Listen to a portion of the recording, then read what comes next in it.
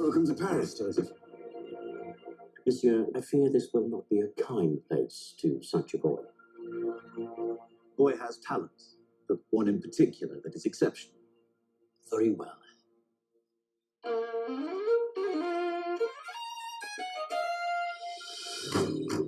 I realized the more I excelled, the less I was alone. You're always so competitive. The show-off who spoiled Mozart's concert. May I play with you, monsieur? I hope this won't be embarrassing for you.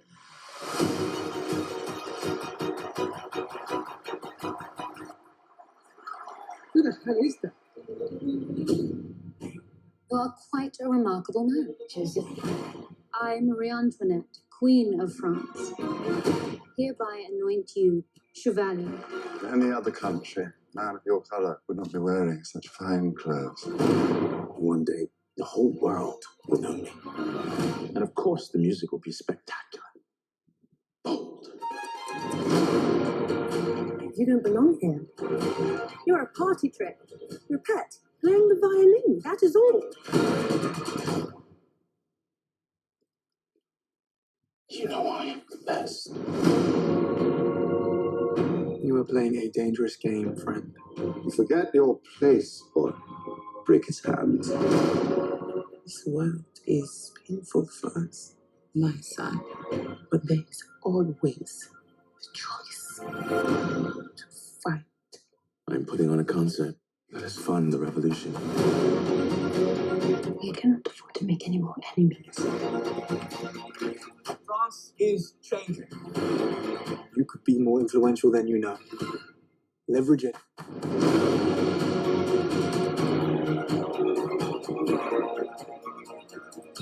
If you take to the stage, you will be erased. There will be no new France. You cannot topple what has been ordained by God. Not everything's about you people.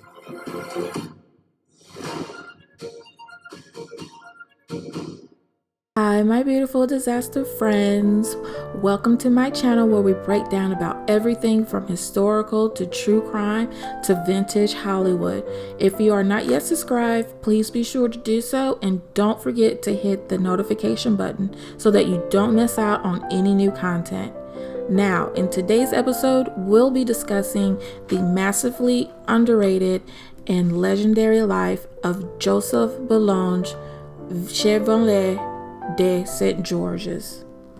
Now, Joseph Bologne was widely considered to be one of the most accomplished men in Europe during his life, with a laundry list of talents ranging from genius violinist to Europe's greatest swordsman, and he even overcome social stigmas of his era, becoming loved, admired, and even envied by the likes of Mozart, Marie Antoinette, and even a US president. There is even a film coming out on April 21st of this year on Joseph Bologne. I'm excited to see, by the way, and it's called Chevalier.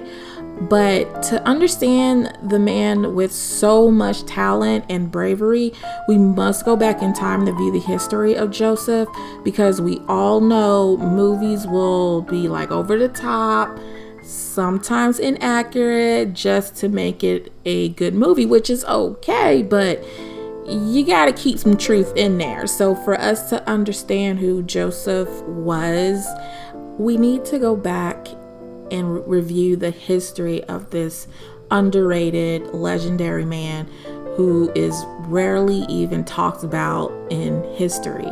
Joseph Bologne began his credible life on Christmas Day of 1745 on the French Caribbean islands of Guadeloupe. His father, Georges de Bologne Saint-Georges, whom I'll be calling George in this video, was a wealthy plantation owner and also a former counselor at Parliament of Metz.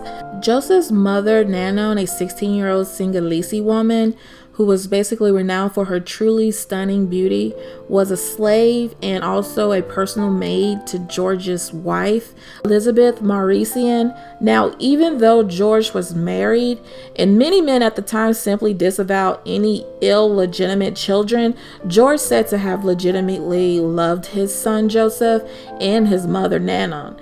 Not only did George acknowledge his son, gave him a surname which broke convention for the time, but he also completely provided for Joseph and his mom.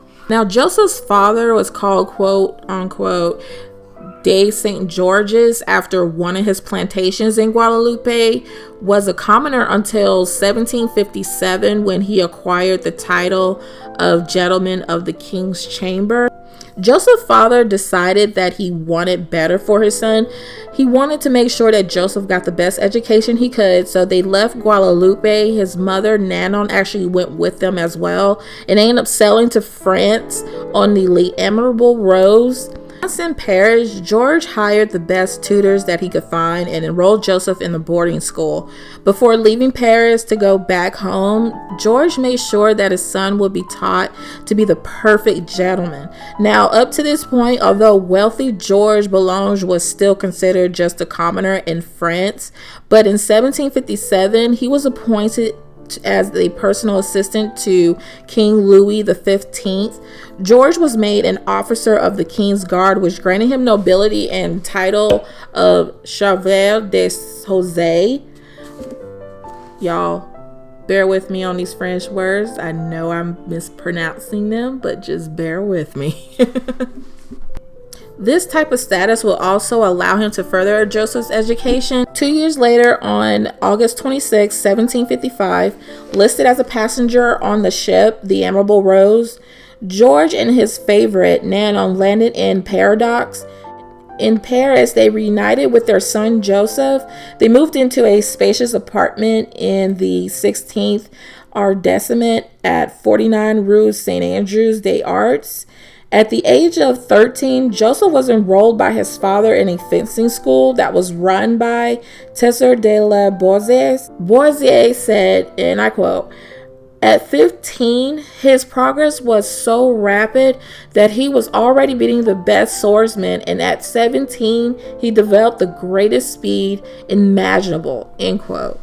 Bologne was still a student when he beat Alexander Picard, a fencing master in Rouen, who had been mocking him as Boissier's mulatto in public. Now, this word is used to describe a person who is mixed African and European ancestry, and although now it's outdated, it was incredibly offensive in France because the word as an insult, and it was actually taken as such. So Joseph accepted Alexander's challenge. The match quickly drew a huge crowd, with supporters seeing something bigger in the duel. That match bet heavily on the public, divided into partisans and opponents of slavery. Was his father, proud of his feat, actually ended up awarding Joseph with a handsome horse and buggy. In 1766, on graduating from a royal academy, Bologne was made an officer of the King's Guard and Chevalier. Henceforth, Joseph Bologne, by appointing the suffix of his father, would be known as the Chevalier de Saint-Georges. As an illegitimate son, he was ineligible to inherit his father's title. Joseph was ineligible under French law for titles of nobility due to his African mother. Starting in the 17th century, a code noir had been the law in France and its colonial possessions. On April 5th, 1762, King Louis XV decreed that blacks and people of color must register with the clerk of the Admiralty within 2 months. Meeting many leading Enlightenment thinkers like Voltaire argued that Africans and their descendants were inferior to white Europeans. And for the first time in Joseph's life, he was Joseph Bologne, Chevalier de Saint-Georges. By this time in his life, Joseph was already immensely popular, especially with the women of Paris. But these racial legal bindings and attitude towards mixed race citizens made it virtually impossible for Joseph Bologne to marry a woman of high society. However, he is known to have had at least one long-term serious and romantic relationship. Having been Spartan and with great influence in the Queen's court, Legomard would come to play a pivotal role in the pension that would deny Joseph ambition to become the director of the Paris Opera from even coming to fruition. The love of his life was Marie Joseph de Montalembert, a talented society actress, the wife of a much older general of military engineering in the Queen's court, Marc René Mosec de Montalembert. Marie Josephine was drawn to the young composer. The affair was later discovered and consequently upended, but not before she bore him a child. The infant was taken from Marie Josephine and sent by her husband to a nearby village to essentially die. The disgrace that was brought to the Mosaics was then hidden away. According to noted biographer Gabriel Badat, St. George's mourned the loss of one of who was most likely the greatest love and the death of the son he never saw. Joseph was handsome, athletic, intelligent, and graceful. He was the perfect gentleman. 1764, at the end of the 7 Years' War, Joseph's father, George, returned to Guadalupe to look after his plantation. The following year, he made a last will and testament where he left Joseph an immunity of 8,000 francs and an adequate pension to Nanon, who remained with their son in Paris. When his father died in 1774 in Guadalupe, he was rewarded an immunity to his legitimate daughter, Elizabeth Benedictine. So basically, Joseph ended up not getting the inheritance that his father left for him because he was illegitimate. So instead of Joseph inheriting as well, everything went to George's legitimate daughter, Elizabeth. Long before her death, Joseph's mother would also record a will and testament, basically a testamentary deed, dated June 18th of 1778, in which she gives and bequests all of her belongings. However, according to biographer Pierre Bourdin, she signed it Anne Deneveau. I don't know if I'm saying it right, and she ended up actually referring her son Joseph as Mr. de Bologne Saint-Georges. It basically ended up reflecting her desire to distance herself from her son, thus further conceal St. Joseph's African origin. So basically she was trying to distance herself so that way he could inherit what George, his father, had left for him, but it didn't work. It ended up going to Joseph's half-sister. In 1764, Antonio Lolli dedicated 2 concertos to Joseph. In 1769, he joined a new symphony orchestra 2 years later, and he was appointed concertmaster and as soon started composing. In 1773, he was appointed conductor of Les Concerts des Amateurs.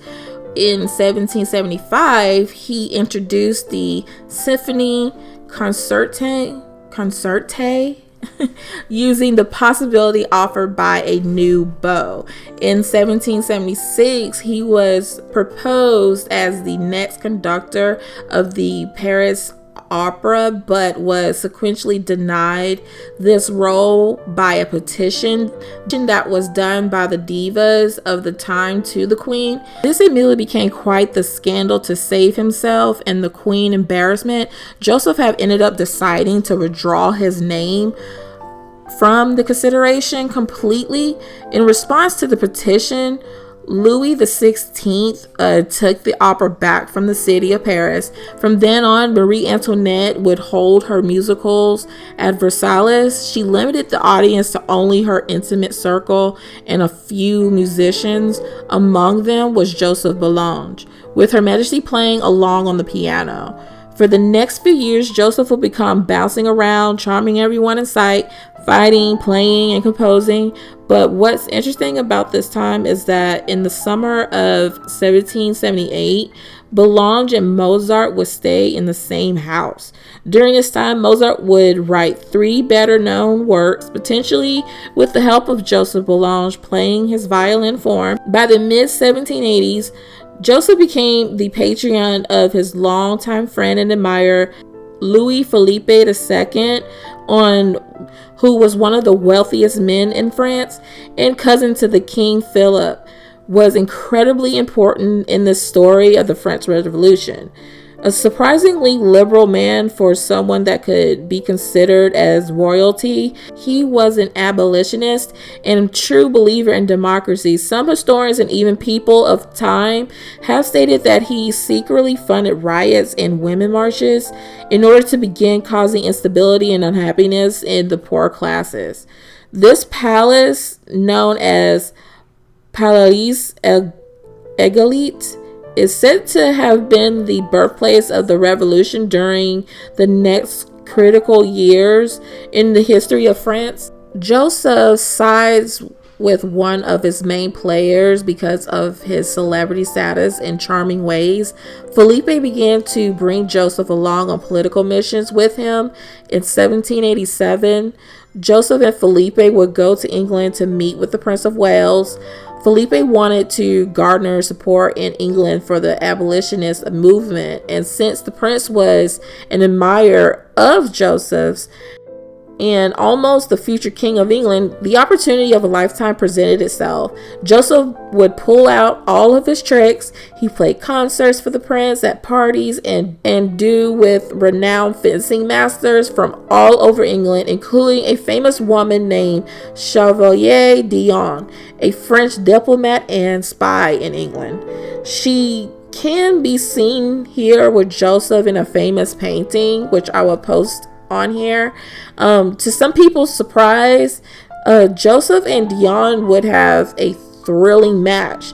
They're planning on whisking away with the victory. But what makes this match truly interesting, it is that it had been the second time they actually end up facing each other. The first being many years ago when Dion used to live in France and identified as a man at that time. Joseph would quickly find himself a favorite of the future king and persuaded him to attend a meeting with leading abolitionists of the time. And on the night of the meeting alone, he was walking in the streets of London when he was ambushed at gunpoint by 4 angry men. Unfortunately for them, Joseph ended up kicking their ass. So Joseph only ended up walking away with a few little bruises and nicks here and there, but he still managed to make the meeting. Well, not on time. He actually ended up making it there a little bit late, but he still went to the meeting and they just went ahead with everything. The meeting would go on well and inspire the change of views of many, but there in 1807 the transatlantic slave trade would be banned throughout the British Empire. By May of 1789, Joseph had finally returned to France after 2 years in London, but it wasn't the same city that he had left. The revolution was in the air. Panic talk began to occur all over Paris, but what could happen next for the briefest moment in time was that Joseph's longtime friend Louis Philippe was being campaigned to the people of Paris as an alternative to the current monarch. He was popular for feeding the poor and sheltering them, and he was genuinely being considered. But before the idea could take hold, Louis XVI would have Felipe and any remaining chance of peace sent away within a month. The French Revolution had begun. As with everyone else in France, the French Revolution would completely alter Joseph's life completely. Although Joseph had enjoyed a life with wealthy friends and the company of kings and queens, it almost felt the weight of its colors still. Life, liberty, and especially the promise of equality would inspire below the support of the revolution. In 1792, he actually ended up joining the Volunteer Revolutionary Army, rising to the rank of colonel. He would become the leader of the first black platoon in all of Europe, who were simply called La Légion St. Georges. A man with like bravery under St. George distinguished themselves during the Australian and also the Netherlands campaign. St. George was always willing to protect them from unnecessary and from harsh orders and make sure that they were treated like other soldiers. In 1793, St. George was making his way to a battle with his troops when, out of nowhere, he was arrested and actually in prison. When he asked about the charge, he was told that there was none. He was being imprisoned under a new creed called the Law of Suspects. It's basically any suspects, sympathizers of the monarchy would be arrested and imprisoned. And since Joseph had performed for the king and queen, his name was put on that list, which, that's really messed up. Like, you performing for someone and then later you end up getting arrested for it. Like, you ain't did nothing wrong but perform a damn concert for the king and queen and you get arrested just because you did that. That's just freaking crazy to me. Over the next 13 months, in what is now called the Reign of Terror, 26,000 people would die from the guillotine or in prison, including Marie Antoinette and Joseph's longtime friend, Louis Philippe. Joseph believed his execution was all but certain. Although he had been loyal to the revolution, he was denied any leniency over the postponement of the imminent of his own execution. And one final stroke of luck, the people of France have decided that they had seen enough death and turned on the committee that it created this law of suspects. Later that year, Joseph was finally free while he was in prison. Slavery in France had been abolished a few months before. Joseph could think of nothing but his own certain death. But I like to think that when he heard the news, he thought of his mother Nano and decided that he was finally content with his life. Joseph would move to a small town outside of Paris where he would spend the rest of his days directing small orchestras, playing what he called the best violin of his life. In the summer of 1799, Georges de Bologne Saint-Georges died at the age of 53. Now, it's been noted that his death certificate actually was lost in a fire. So the only documentation that any historian could find is what was noted by the men who removed his body.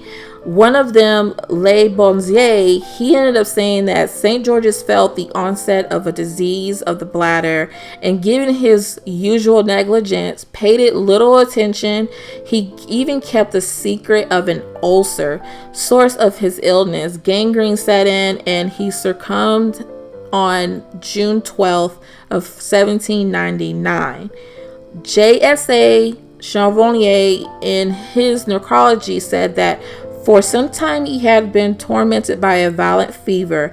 His vigorous nature had repeatedly fought off the cruel illness, but after a month of suffering, the end came on June 9th at 5 o'clock in the evening.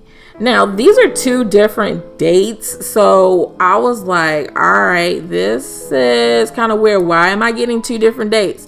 So, but really, he ended up passing away. Joseph actually ended up passing away on June 10th of 1799 at the age of 53 in Paris, France. So that is it, you guys. I hope you love this video. I hope you enjoyed it. I really enjoyed making it for you guys. I want to know from you guys, like, are you gonna go see the movie Chevalier? Chevalier. I've been trying my best to pronounce the words. I'm sorry if I did not pronounce most of these words in this video, because you guys, I took Spanish in high school. I did not take French, but I really enjoyed the research on this. Also, I will post down below in the description box if you want to listen to some of Joseph's music. There's a YouTuber on here that actually has a playlist of his music. You can check it out if you're into the classical music. I am myself, because I find it kind of soothing when, you know, everything is just hectic and kind of need to unwind a little bit. But yeah. And also, if you're wondering where I got this like modern day picture of Joseph Bologne, there's this YouTuber that actually not only talks a little bit of history of the persons they recreate, but they actually take like the pictures or sculptures, and they say, oh hey, they basically make it into like this realistic looking person, like, oh, this is what they probably look like back then, and then they'll take that realistic looking photo that they did, and they end up doing it, oh, if this person was born in our time, this is probably what they would have looked like. Like, it is so fascinating. And when I saw what they did with Joseph Bologne, I was just like, wow, like it was crazy. You guys have to check them out. They even have an Etsy shop. That's where I got these pictures from, and everything, and they have really, really cool stuff. So do check them out, show them some support and everything. And I think like what they do and how they recreate these like historic figures and historic people, and everything, I find it very fascinating. You guys have to check them out. But anyway, without further ado, you guys, I hope you enjoyed this video. Do like and subscribe, and make sure you join the beautiful Disaster Hangout, where I will be posting random videos on there, whether it's budgeting, planning, or anything like that. I am trying to figure out the video game thing, because I do sometimes like to play video games. I would like to like stream some of those on there. But make sure you subscribe to that. I haven't put anything on there yet, but I will soon. So just go ahead and subscribe to it, and then make sure you hit the bell button, so that way you will get the notification that I've uploaded content on there. But I hope you all enjoyed this video, and don't forget to like and subscribe this one, and I will talk to you all in my next. And you guys be safe and have a safe weekend. Bye bye.